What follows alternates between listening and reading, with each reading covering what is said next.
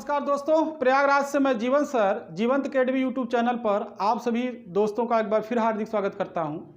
दोस्तों, आज की क्लास में हम नंबर सिस्टम टॉपिक पर हम जो है फास्ट कॉन्सेप्ट रिवीजन करने वाले हैं। फास्ट कॉन्सेप्ट रिवीजन को आप ध्यान समझेंगे, बहुत तेज़ी से हम बातों को बताएंगे। पूर्व में जो वीडियो हमारे लोड हुए हैं नंबर सिस्टम टॉपिक के, अगर आपने उनको कायदे से देखा होगा तो सारी बातें आपको समझ में आ जाएंगी, क्योंकि क्लास में फास्ट जो है कॉन्सेप्ट रिवीजन हम करने जा रहे हैं। तो क्या आपको याद रखना है, प्रतियोगी परीक्षाओं के लिए क्या इंपॉर्टेंट है, हम उसी पे डिस्कस करने जा रहे हैं। तो दोस्तों हमारे साथ बने रहिएगा, वीडियो को लास्ट तक देखिएगा। पहला फैक्ट जो आपको याद रखना है दोस्तों, सबसे पहले जो नंबर्स हैं इनके सेट को याद रखना है। Natural number 1 2 3 4 5 6 7 up to infinite, negative number -1 -2 -3 -4 -5 -6 up to minus infinite, whole number 0 1 2 3 4 5 up to infinite, और इंटीजर में निगेटिव नंबर 0 और ये पॉजिटिव नंबर जिसको हम नेचुरल नंबर कहते हैं वो भी इंक्लूड है। तो दोस्तों आपको क्या याद रखना है, फैक्ट आप याद रखेंगे, यहाँ से हमको क्या मिल रहा है उसको हम बताने जा रहे हैं। दोस्तों सभी ये जो नेचुरल नंबर होती हैं इसी को हम पॉजिटिव नंबर भी कहते हैं। तो दोस्तों आपको क्या याद रखना है, इसी को काउंटेबल नंबर भी कहते हैं। सभी धन संख्याएं, अब हम धन संख्याओं की बात करेंगे पॉजिटिव नंबर की, सभी धन संख्याएं आप देखिए पूर्णांक संख्याएं हैं, किंतु सभी पूर्णांक संख्याएं धन संख्याएं नहीं हैं। आपको याद रखना है सभी धन संख्याएं पूर्णांक संख्याएं हैं, किंतु सभी पूर्णांक संख्याएं धन संख्याएं नहीं है। दूसरा फैक्ट, सभी ऋण संख्याएं पूर्णांक संख्याएं हैं, किंतु सभी पूर्णांक संख्याएं ऋण संख्याएं नहीं हैं, क्योंकि ये शून्य और धन संख्याएं ये ऋण संख्याएं नहीं हैं। सभी पूर्ण संख्याएं पूर्णांक संख्याएं हैं। आप देखिए ये पूर्ण संख्याएं जो हैं ये पूर्ण संख्याएं पूर्णांक संख्याएं हैं, लेकिन सभी पूर्णांक संख्याएं पूर्ण संख्याएं नहीं है, क्योंकि ऋण संख्याएं पूर्ण संख्याओं में नहीं आता है। तो ये इंपॉर्टेंट फैक्ट आपको याद रखना है। इसके बाद दोस्तों सबसे छोटी धन संख्या 1 है, सबसे बड़ी ऋण संख्या -1 है, और शून्य पूर्ण संख्या है, शून्य पूर्णांक संख्या है। दोस्तों दूसरी चीज आपको क्या याद रखनी है, पूर्णांकों के समूह में 0, ध्यान दीजिएगा, 0 2 4 6 8 10 12 14 अप टू इनफाइनाइट ये इवन इंटीजर हैं, और यहाँ से -1 -3 -5 -7 -9 अप टू माइनस इनफाइनाइट ये दोस्तों ऑड इंटीजर हैं।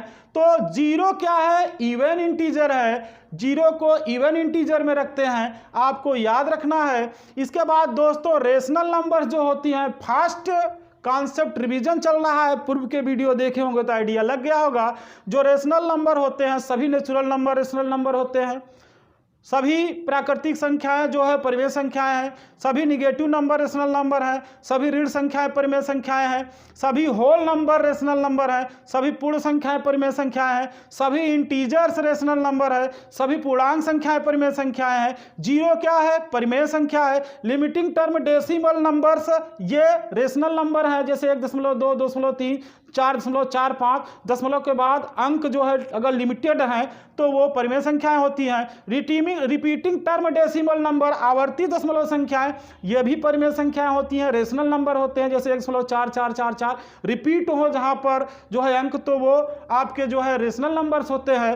तो इस प्रकार से दोस्तों ये सभी रेशनल नंबर हैं, लेकिन इनका व्युत्क्रम संभव नहीं है कि सभी परिमेय संख्याएं धन संख्याएं हो, सभी परिमेय संख्याएं ऋण संख्याएं हो, सभी परिमेय संख्याएं होल संख्याएं हो, सभी परिमेय संख्याएं जो है वह लिमिटिंग टर्म डेसिमल नंबर हो, सभी परिमेय संख्याएं रिपीटिंग टर्म डेसिमल नंबर हो। ऐसा संभव नहीं है। केवल संभव क्या है कि सभी धन संख्याएं परिमेय संख्याएं होती हैं, सभी ऋण संख्याएं परिमेय संख्याएं होती हैं, सभी पूर्णांक संख्याएं परिमेय संख्या होती हैं, शून्य परिमेय संख्या होता है, निश्चित अंकों की दशमलव संख्याएं परिमेय होती हैं, और रिपीटिंग टर्म डेसिमल नंबर आवर्ती दशमलव संख्याएं परिमेय संख्याएं होती हैं। ये आपको फैक्ट याद रखना है दोस्तों। अब आइए आगे हम फास्ट कॉन्सेप्ट रिवीजन में चलते हैं, बताते हैं कि दोस्तों सभी परिमेय और अपरिमेय संख्याओं को वास्तविक संख्याएं कहते हैं। तो जितनी परिमेय संख्याएं ये सब परिमेय संख्याएं वास्तविक संख्याएं हैं। Natural number, negative number, whole number, integer, zero, limiting term decimal number, repeating term decimal number, ये सब की सब परिमेय संख्याएं हैं। और दोस्तों सभी अपरिमेय संख्याएं भी रियल नंबर हैं, वास्तविक संख्याएं हैं, जैसे √2, √3, पाई, ये सब सभी जो है अपरिमेय संख्याएं हैं। प्रतियोगी परीक्षा में क्वेश्चन पूछता है कि पाई कैसी संख्या है, अपरिमेय संख्या है, आपको ये याद रखना है फैक्ट। और फैक्ट क्या याद रखना है दोस्तों, जीरो के विषय में, जीरो एडिटिव आइडेंटिटी है, योगात्मक तत्समक है, आपको याद रखना है जीरो योगात्मक तत्समक है, जीरो होल नंबर है, पूर्ण संख्या है, जीरो इंटीजर है, पूर्णांक संख्या है, जीरो इवन इंटीजर है, सम पूर्णांक है, जीरो रेशनल नंबर है, परिमेय संख्या है, जीरो रियल नंबर है, वास्तविक संख्या है, जीरो ना तो धन संख्या है न ऋण संख्या है, not positive number not negative number, not positive number, और दोस्तों याद रखना है नॉट निगेटिव नंबर। तो zero not positive number, not negative, न धन संख्या है न ऋण संख्या है।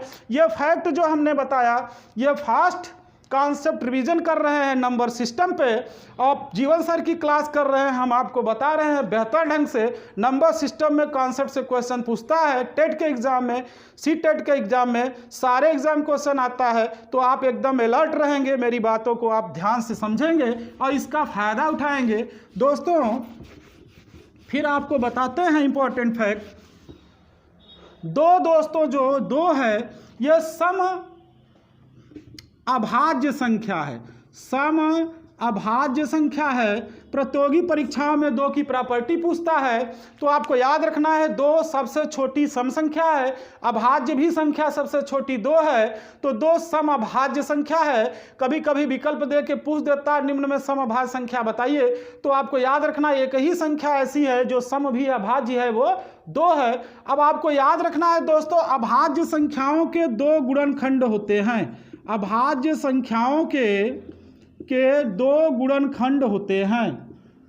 अब फैक्ट है ये, प्रतियोगी परीक्षा में पूछ देता है अभाज्य संख्याओं के कितने गुणनखंड होते हैं, तो अभाज्य संख्याओं के दो गुणनखंड होते हैं, ये स्वयं से और एक से विभाजित होती है, किसी संख्या से नहीं विभाजित होती। तो एक गुणनखंड इनका खुद का हो गया, स्वयं हो गया, और दूसरा एक हो गया, तो इन संख्याओं के दो गुणनखंड होते हैं। और अभाज्य संख्याओं को हम अंग्रेजी में क्या कहते हैं दोस्तों, आपको मालूम है कि सम संख्या, विषम संख्या, अभाज्य संख्या और भाज्य संख्या, सभी नेचुरल नंबर में जो संख्याएं दो से विभाजित होती हैं वो इवन नंबर हैं, वो इवन नंबर हैं, याद रखेंगे। सभी नेचुरल नंबर में जो संख्याएं दो से विभाजित होती हैं, पूर्णतया विभाजित होती हैं, वो इवन नंबर हैं। और सभी नेचुरल नंबर में जो संख्याएं दो से पूर्णतया विभाजित नहीं होती वो आड नंबर हैं, वो विषम संख्याएं हैं। और जो संख्याएं सभी नेचुरल नंबर में जो संख्याएं खुद से और एक से विभाजित होती हैं वही प्राइम नंबर हैं। और दोस्तों इसके बाद आपको जो है भाज्य संख्या के विषय में याद रखना है, कंपोजिट नंबर। तो दोस्तों भाज्य संख्या जो होती है जिसको कंपोजिट नंबर कहते हैं, तो सबसे छोटी भाज्य संख्या 4 है। याद रखना है भाज्य संख्याओं के कितने गुणनखंड होते हैं, कम से कम 3, कम से कम 3, ये सबसे छोटी भाज्य संख्या है।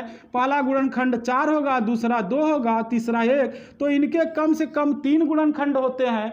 अधिक से अधिक 4, 5, 6 कुछ भी हो सकते हैं, लेकिन कम से कम 3 गुणनखंड होते हैं। तो सबसे छोटी भाज्य संख्या आपके अगर बताना है तो 4 आप बताएंगे। तो प्रतियोगी परीक्षाओं में यहाँ से क्वेश्चन पूछता है कि सबसे छोटी भाज्य संख्या क्या होती है, तो आप बताएंगे सबसे छोटी भाज्य संख्या 4 है। दोस्तों प्रतियोगी परीक्षाओं में गुणात्मक तत्समक क्या होता है यह पूछ देता है, तो गुणात्मक तत्समक एक को कहते हैं, एक गुणात्मक तत्समक है, गुणात्मक तत्समक एक है। आपको याद रखना है कि गुणात्मक तत्समक क्या है, एक है, क्योंकि किसी भी संख्या में एक का गुणा कर देने से उस संख्या का मान नहीं बदलता है। तो ए में अगर एक का गुणा कर देंगे तो ए ही आएगा। तो आपको याद रखना है एक को हम गुणात्मक तत्समक कहते हैं, एक गुणात्मक तत्समक है क्योंकि किसी भी संख्या में एक का गुणा कर देने से उस संख्या का मान नहीं बदलता है। और शून्य को दोस्तों योगात्मक तत्समक कहते हैं। योगात्मक तत्समक वह संख्या है किसी संख्या में शून्य को जोड़ देने से उस संख्या का मान नहीं बदलता है। जैसे अगर हम a में शून्य जोड़ दें तो a ही आएगा। तो इसी रीजन के कारण शून्य को योगात्मक तत्समक कहते हैं। और एक में किसी संख्या का गुणा कर देने से उस संख्या का मान नहीं बदलता है, तो एक को गुणात्मक तत्समक कहते हैं। तो याद रखना है, एक गुणात्मक तत्समक है, शून्य क्या है, योगात्मक तत्समक है। तो अभी हमने फास्ट रिवीजन किया नंबर सिस्टम पर और कॉन्सेप्ट पर, फिर ऐसे ही फास्ट रिवीजन हम आगे करेंगे। जल्दी से जल्दी आपको बात को समझा देंगे। छोटी वीडियो बना रहे हैं, आप मेरे साथ जुड़े रहिएगा और ज़्यादा से ज़्यादा स्टूडेंट को मेरी वीडियो शेयर करिएगा ताकि मुझसे जुड़ सके। नमस्कार।